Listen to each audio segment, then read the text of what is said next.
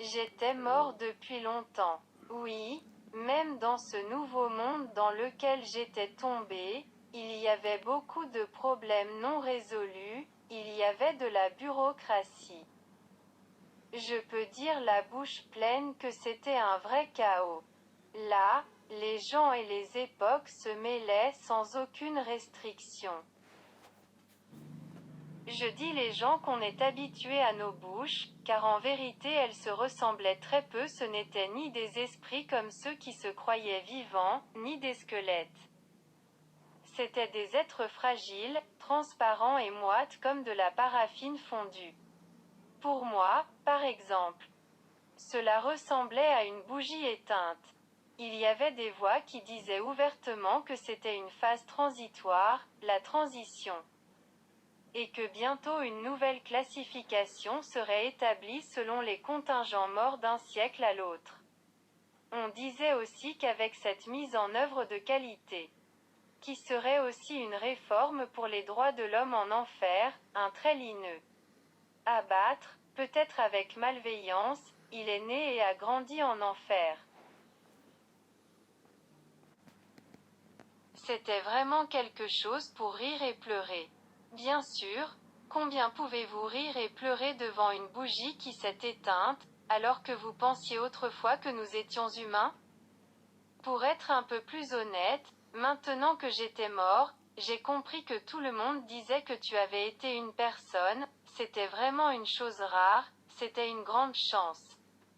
Mais pour être honnête avec toi et moi, peu de gens méritaient ce grand nom.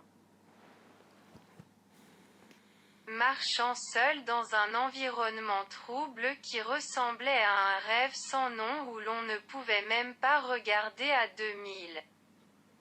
J'ai marché avec l'intention de rencontrer quelqu'un que je connaissais pour échanger quelques mots.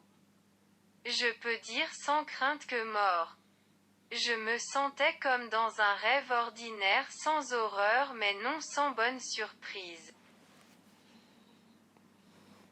Sur ce, je vous le dis, je ne veux pas du tout fétichiser la mort, jamais.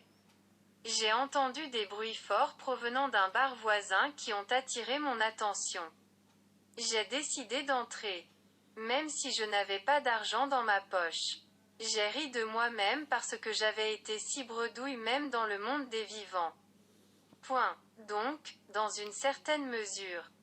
Cela ne m'a pas beaucoup dérangé.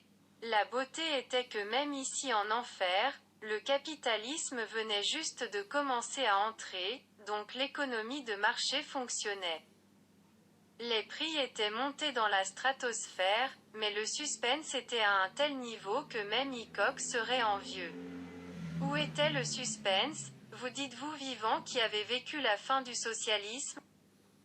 Je vous le dis, c'est que les gens ont fait comme s'ils avaient payé, surtout les contingents albanais qui avaient acquis une sorte de statut pour le bien de leur expérience, qui consistait, après et quand ils étaient en vie, à ce que l'État ait agi comme s'il les avait payés, c'était comme dire une sorte d'inertie du passé.